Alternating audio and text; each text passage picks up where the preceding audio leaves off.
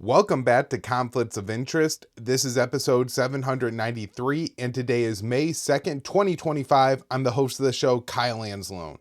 A lot to talk about on today's show. Want to remind people to check out the new Kyle Anzalone show. I'm doing interviews on Mondays and Wednesdays at 4:45 Eastern Time. We do air those live. This week I had on Ian Proud and James Carden for conversations about how the war in Ukraine could be ended, and particularly talking about and discussing what the Europeans could either do to hinder or I guess to improve that effort. So a lot there. Definitely check it out. It's the first link in the show notes page. If you listen to this show, go subscribe to the Kyle Anzalone show. It will really help us out, especially as we're in our first 100 followers here on YouTube. The more you get, the faster it kind of bumps you up in the algorithm. So do us a favor, subscribe to that show, and I will get into the news I'm going through on conflicts of interest today. Starting off with this article that I wrote at the Libertarian Institute on April 30th. Report: Zelensky believes Vatican meeting pushed Trump to take tougher approach with Putin. So Ukrainian President Zelensky believes his Vatican meeting with President Trump successfully nudged the American leader to take a more aggressive stance towards Russia. Following the meeting with Zelensky, Trump suggested he may add more sanctions on Moscow. So, according to two sources familiar with the 15-minute conversation on Saturday, as cited by Axios, Zelensky told Trump that he would have to put more pressure on Putin to get a deal, and the American president responded positively to that position. After the meeting, Trump posted on Truth Social, there was no reason for Putin to be shooting missiles into civilian areas, cities, and towns over the last few days. It makes me think maybe he doesn't want to stop the war. He's just tapping me along. It has to be dealt with differently, through banking and secondary sanctions, which has a question mark after it, which I'm guessing means he's floating it and not saying he's for sure going to do it. And then he adds, too many people are dying. On Sunday, the Telegraph reported that the meeting between at Pope Francis's funeral occurred at the behest of Trump. The Axios article published on Wednesday noted that Zelensky's advisors were initially hesitant to tape the meeting after the last conversation between the two leaders ended in the infamous Oval Office argument in February. The sources speaking with Axios on Saturday said the discussion went better as Vice President J.D. Vance and Trump's envoy, who's leading the negotiations with Russia on the talks to end the war, Steve Witkoff, were not present. As Trump appears to be taking a tougher stance towards Russia, he seems ready to sign a mineral agreement with Kiev, and we are going to jump into that right now with Dave's article on it May 1st at antiwar.com. Mineral deal will count future U.S. military aid to Ukraine as part of investment fund. So the mineral deal that gives the U.S. access to Ukraine's natural resources will count future U.S. military aid as contributions to a joint investment fund, suggesting the agreement could increase U.S. weapon shipments to Ukraine. And this is something that I have been trying to warn about, to say, like, look, there's a real chance that Trump could help end the war in Ukraine, normalize relations with Russia. That would be fantastic. However, there's a bunch of different Trump-proofing efforts that the Biden administration took. And this is something that I think I did a very good job of laying out in the second half of last year of how this trap could work. So one of the things that the Biden administration, NATO, European allies did, they had this big Trump-proofing scam that they probably started, like 2023, maybe early 2024. But what they were doing is they saw that if Trump were to win re-election, he would be less likely to pass these 20, 30, 40, $60 billion aid packages for Ukraine. And he would basically cut off the Ukrainians, forcing them to make a deal with Russia. And so in order to prevent that from happening, one of the first schemes the U.S. and the NATO engaged in was transferring control of weapon shipments in Europe to NATO over the United States. Now, I'm not clear where all this stands, but my understanding is that the weapons that the U.S. under Biden transferred to Ukraine, even the ones at the very end of the administration, which are, just in the pipeline, right? They don't pile all their weapons in Ukraine because Russia's launching missiles all over the country. So these weapons are in Poland, in Germany, and elsewhere in Europe, and then are being doled out and distributed to Ukraine as the Ukrainian forces need them. So, these countries are kind of acting as arms depots for Ukraine, right? And so by transferring that control to Russia, I have felt that the Ukrainians would have until the summer, which I think is what we're seeing, in assistance already stockpiled and piled up. So it's not as if on January 21st or even February, March, April, May, that the Ukrainians needed to come begging to the United States for more munitions. They had some stockpiles, they had some time. Now, the reason I thought that time was important is that if Trump were going to end the war, he said that he was going to do it on day one. All right, that never seemed like the most likely thing to happen, but still, it's a top priority and it gets done in the first month or two. But if you end up taking longer than that, you worry that Trump loses interest, that Trump starts to make threats, and that he's kind of, been on so many sides of the issue, as we're now seeing at this point with his criticisms of Russia, his criticisms of Zelensky, that he kind of loses influence with all parties rather than having, really exerting his influence. And so now, Trump has been in charge of this war for 3 months. Of course, I don't think it's Trump's war yet, since most of the weapons that are there were authorized under the Biden administration. But now, during this time, the war's ongoing. And so as the war's ongoing, Russia is effectively committing war crimes in Ukraine, bombing civilian targets, in particular, but just other strikes, even if they're not on all civilian targets, are certainly going to end up with civilian casualties, with homes, with schools, with hospitals being hit and caught up in the crossfire.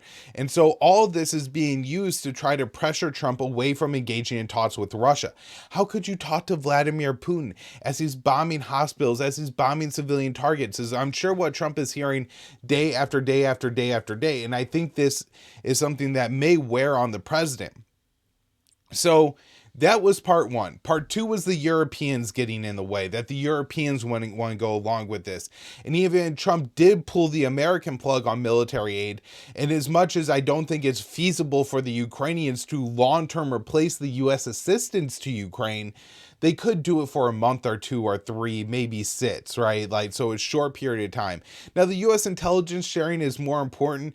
I do think that if the U.S. was serious about cutting off intelligence sharing, we would not only see the UK, France, and Germany really step up and try to provide more and more and more to the Ukrainians, but you also wonder how much of the US intelligence is kind of going to be funneled, right? This is all generated by people in the deep state who have connections to MI6, who have connections to the other European intelligence agencies.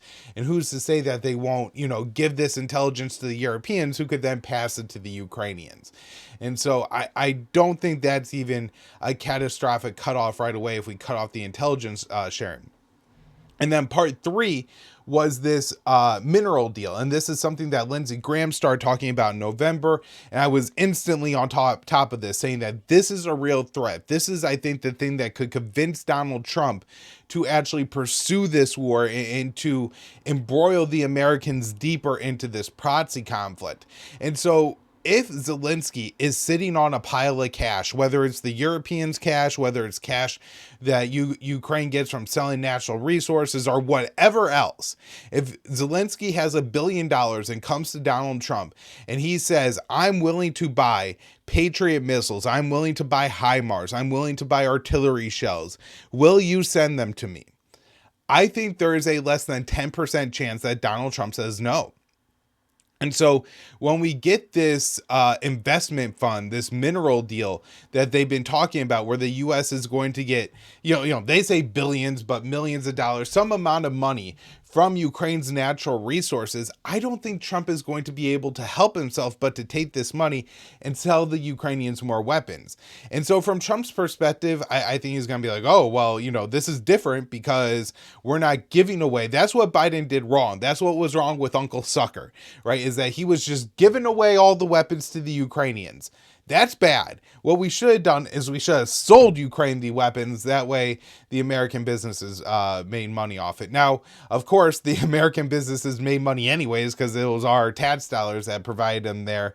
And the Ukrainians are effectively broke at this point, and stealing, this money that really should be going towards rebuilding the country is quite disturbing. Now, my understanding is that this minerals deal does not contain security guarantees. Now, there's a couple pieces to that, I think. First of all, I think we've really lost what security guarantees are and what countries are talking about when they're talking about giving Ukraine security guarantees, and maybe what Kiev and Zelensky are even talking about when they talk about security guarantees. Because I think from the perspective of Kiev, they are still eyeing some kind of Article 5 commitment, where they would like to have these Western nations pledge if Russia reinvades Ukraine, then they guarantee that they're going to fight the Russians on behalf of the Ukrainians. Now, there's 2 or 3 problems with that. One is that if and when that situation were to arise, you're still going to be at the whims and the behest of the political movement in the West at the time. Say if Donald Trump is president and Joe Biden is president and Russia reinvades Ukraine, you're going to get 2 drastically different responses. And, the same is true whether it's J.D. Vance or Gavin Newsom, the next time around, right? Now, I think another piece of this is that when Europeans are talking about security guarantees, they're no longer talking about writing something down. And I'm sure for the Ukrainians, there's probably something appealing about that, since, and this is a little bit different, but after the Cold War and the dissolution of the Soviet Union, Ukraine had a few of Russia's nuclear weapons stationed in their country. And I believe in 1994, Kiev gave those up with a promise from, multiple countries that if they were ever attacked, that those countries had given Ukraine a security guarantee. Well, obviously the US and Britain didn't send their troops to Ukraine once Russia invaded. And so I think Ukraine felt a little bit spurred on that security guarantee. And Zelensky's even talked about like getting their nuclear weapons back and crazy things like that, which aren't going to happen. So I think when we're actually talking about security guarantee from the West now, they're no longer talking about a promise. What they're talking about is putting a significant stockpile of weapons and additionally Western troops in Ukraine that would effectively serve as the tripwire. And so let's say we have, 100 French troops in Odessa and 100 Brits in Kharkiv and 100 Poles in Lviv, and you have, some Latvians and Estonians that are deployed where there's massive Ukrainians arm caches. This means that if Russia were to reinvade, were to attack the arm caches, to attack these cities, that they would likely kill French, German, Baltic, Polish soldiers in these countries, right? And the result would be then that Paris, Berlin, NATO all declare war out of Article 5. And honestly, I think that's probably a strong, like if I were in Kiev, if I were a Russian leader or a Russian general, I believe I would prefer that style of security guarantee than a written pledge at this point. I think it's more likely to generate a NATO response to any future Russian military action in Ukraine. So this is, I think, a real threat that we are closing in on Trump embracing and expanding the proxy war rather than adding it. All right, next up here, we have an update on the Bilkatan exercises. These are going on in the Philippines right now, the northern Philippines, the part of the Philippines closest to mainland China. The U.S. has deployed a number of advanced military and weapon systems, as well as 9,000 U.S. troops. Troops from, I believe, 19 different countries are there, either observing or participating. 5,000 Filipinos, about 250 Australians, and smaller deployments from Japan, France, and the UK. And they're all conducting these war games, again, intentionally in the part of the Philippines that's closest to China with all these advanced war systems. And now we're firing HIMARS rockets into the South China Drill during these live fire war games. I guess my first question is maybe these are like dummy munitions and they're a little bit different than the official HIMARS. But my understanding was there's a real shortage of HIMARS, and that was one of the reasons the U.S. didn't initially give the HIMARS to Ukraine. So if we're just burning through them during during these war games. That seems like a little bit of a waste. Now, the other, and I think more important part of this is from the Chinese perspective. There's the HIMARS, there's the Typhoon system, which could launch a Tomahawk missile actually capable of hitting mainland China where it's currently stationed. And then some other anti-drone and missile systems. The new Marine Expeditionary Ship interdiction system is a anti-ship system that's also involved, and all this has started to irk the Chinese a little bit. So definitely worth keeping our eye on the South China Sea over the next few days. In response to something like this, I wouldn't be surprised to see China carry out some kind of reciprocal military drills. Maybe they will involve Russia, North Korea, maybe Iran. Also the possibility of carrying out major military drills surrounding the island of Taiwan, or maybe some reefs in the South China Sea, since this has more to do with Manila than Taipei. So, you know, not 100% sure how China is going to respond, but I think with all the U.S. provocations here and major military deployments, I would be almost surprised if we didn't see some kind of Chinese reciprocal action here. Moving on to the Middle East, U.S. tells World Court Israel has the right to starve Gaza. I wrote this one for the Institute on April 30th. 2 months into Israel's latest siege of Gaza, an American official argued to the International Court of Justice that Tel Aviv is within its rights to deprive the Palestinians of food, medicine, and other aid. Joshua Simmons, a senior legal advisor at the U.S. State Department, argued to the World Court that international law does not impose any unqualified obligations on occupying power with respect to humanitarian assistance provided by the United Nations, international organizations, and third states. And so what he is arguing, because I know it's a little bit legalese there, is that Israel, as the occupying power in Gaza, does not have any legal rights, any requirements under international law to allow the UN to bring food into the Palestinians, to allow UNRWA or any other human rights watch, Doctors Without Borders, World Central Food Kitchen, like all these major major NGOs around the world that typically would provide food to people who are starving in a war zone, are being shut out of Gaza by the Israelis or third states. And so, the United States, France, etc. would be able to be blocked by Israel.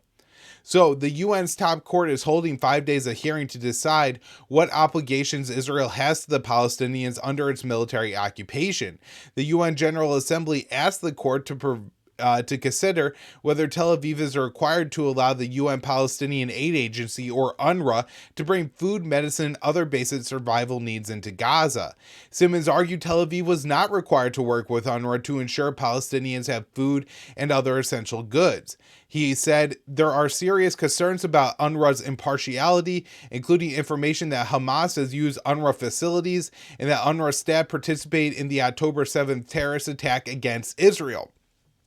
Now, there was an independent UN inquiry into this, and Israel couldn't back up its claims here. So this is just, and this is why I said including information. Okay, there's a lot of information out there, Simmons. What information are you talking about? And he can't get into details. He can't say it was proven. He can't say the UN inquiry found that Hamas did participate on October 7th. No, he has to say, oh, there's information out there. Well, it's information Israel put out there that turned out not to be true. So occupation law, this is back to Simmons' statement to the ICJ. Occupation law preserves an occupying power's discretion to address its security interests, including the ability to curtail the activities of third states or organizations that are contrary to its security. It is clear Israel has no obligation to permit UNRWA specifically to provide humanitarian assistance. Well, Israel has repeatedly claimed UNRWA employees participate in the October 7th Hamas attack on Israel. A UN inquiry that was led by a former French Secretary of State found Tel Aviv was unable to substantiate those accusations. So over the first 2 days of sessions, a Palestinian official and representatives from several other nations argued Israel was committing war crimes, including starvation as a method of war. On Tuesday, the South African representative, Jamie Hendricks, argued that international law prohibits Israel from the use of starvation as a method of warfare, including under siege or blockade. Israel may not collectively punish the protected Palestinian population, which it holds under its unlawful occupation. Israel has deployed the full range of techniques of hunger and starvation, perfecting the degree of control, suffering, and death that it can cause through food systems, leading to this moment of genocide. Despite the horrific attempts by Israeli officials to characterize them as otherwise, the Palestinians are human beings. And so one of the reasons that this is so important, because, if somebody were to say to me, Kyle, if there were a bunch of people starving in Mexico, is not as if the United States were to have an obligation to go to Mexico and to provide the Mexicans with food. And I agree with that. I mean, it might be the right thing to do if you're a person of means.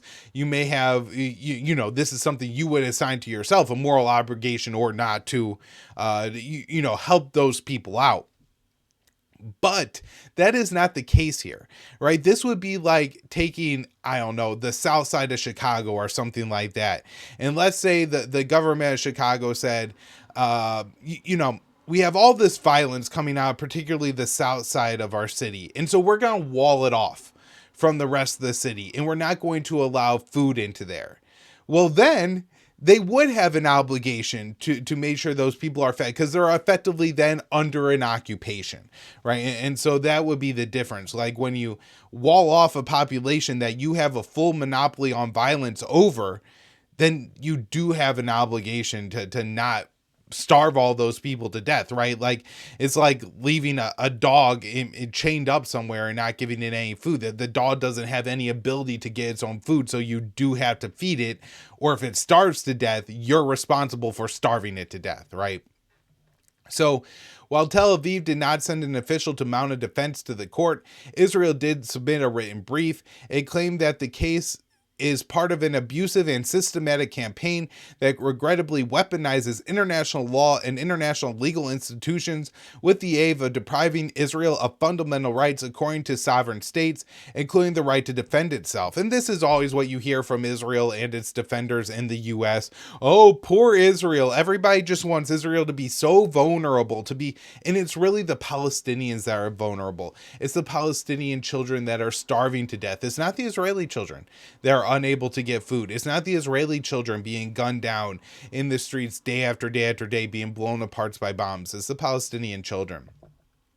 So, however, many Israeli officials have clearly stated the goal in Gaza is ethnically cleansing Palestinians from their homeland, and they would be willing to deny the population food in order to achieve that end. The Israeli Defense Ministry recently opened up an office dedicated to resettling Palestinians outside of Israel, while Finance Minister Bezalel Smotrich said that Tel Aviv could empty the strip of Palestinians within a year by expelling 5,000 to 10,000 people per day. Israel's hawkish National Security Minister Itamar Ben-Gvir said he discussed bombing Gaza's remaining stockpiles of food with Republicans in Congress while on a trip to the U.S. The Israeli politician said his plan had support from American lawmakers. And so obviously this isn't just about Israeli security. They're talking about, bombing the food stores. Now, as Israel's talking about bombing the food stores, they're preparing for major military operations in Gaza. This one I wrote for the Institute on May 1st. Tel Aviv is calling tens of thousands of reservists into active duty as the Israeli Defense Forces fight a myriad of wars in Syria, Lebanon, and the occupied territories. Many Israeli reservists have already served multiple deployments and are threatening to ignore orders to redeploy.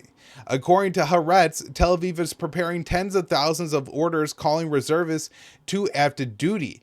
The IDF plans to expand military operations in Gaza and needs more soldiers. The reservists are expected to deploy to Lebanon, Syria, the West Bank, and Gaza. The additional soldiers will free up more Israeli troops, current conscripts who are already in Lebanon, Syria, the West Bank, to engage in military operations in the Strip. While the military leadership is drawing up plans to remove Palestinians from the town of Mawasi along the Gaza coast, Israeli troops have forced hundreds of thousands of Palestinians to live in the area, which has become a tent city. Now, Tel Aviv is claiming Mawasi has become a safe haven for Hamas and must be cleared of all Palestinians. While Israel claims its goal is to free hostages held by Hamas, clearing Mawasi, which Tel Aviv has deemed a safe zone, is further evidence of Israel's goal to cleanse the strip of all Palestinians. It's unclear how many Israeli reservists will return to active duty. In March, Haaretz reports speaking with Israeli military officers who were informed by reservists that they would not return if called up. Most said they were opposed to Israeli Prime Minister Benjamin Netanyahu's judicial reforms and his efforts to out Shin Bet chief Rosen Bar. Some of those unwilling to return to active duty include officers and commanders in important posts. A total of 12,000 reservists have signed letters saying they will not return to combat, with some estimates assessing that up to 50% of Israel's reserve soldiers will not report when called up. So, some questions there. I am pretty concerned that they are going to really ramp up these military operations in Gaza, and that this could be the real final push to expel the Palestinians from their homeland. And it's, I guess, hopeful that so many Israelis would not return to combat. I guess it's a little disappointing that it's not over their moral objection to killing Palestinians, but whatever gets the job done, I suppose there. It's probably a lot easier to say you're not going to return to combat than actually not return to combat. I'm not familiar with Israeli law, but I would assume that you are in violation of some law if you're a reservist and you're not reporting to duty when called up. So moving on here to Iran, where things don't seem to be going in a great direction. Trump threatens major sanctions on countries purchasing Iranian oil. This one from Dave DeCamp on May 1st. Trump on Thursday threatened major sanctions against any country that purchases Iranian oil as he continues to ramp up the maximum pressure campaign against Tehran. Trump wrote on Truth Social, alert, of course, alerts in all caps, all purchases of Iranian oil or petrochemical products must stop now, NOW, all in caps with an exclamation point. Any country or person who buys any amount, all caps, of oil, again, all caps, or petrochemicals, again, in all caps, from Iran will be subject to immediate secondary sanctions. And for some reason, secondary sanctions is also capitalized. He added, they will not be allowed to do business with the United States of America in any way, shape, or form. Thank you to this for your attention to this matter. And then he actually signed the tweet the post on Truth Social in all caps.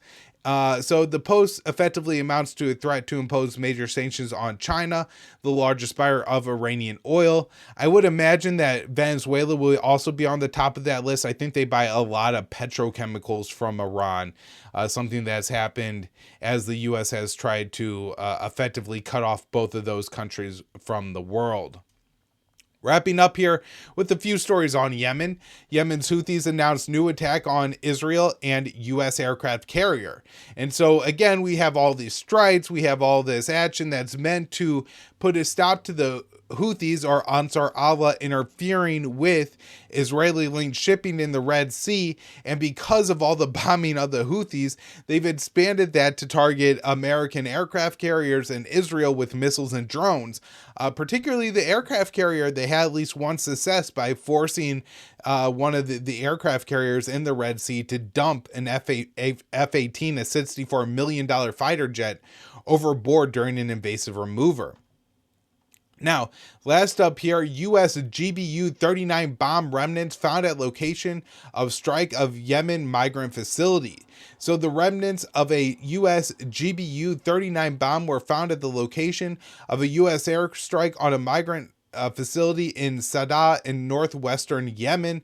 Dropside News reported on Thursday. According to Yemeni media, the U.S. strikes on the facility killed 68 people, and all the casualties appear to have been African migrants who were detainees at the facility. So these aren't even criminals. These are just people from Africa. I think a lot of Ethiopians, remember there was a pretty brutal civil war in Ethiopia a few years ago. I think Tigrayans, and then Somali Ethiopians in large numbers have ended up, I'm sure Somalis too, have ended up in Yemen. There were some I guess, confusion or reporting that there was maybe opportunity in Yemen, or they were hoping to get from Yemen into Saudi Arabia.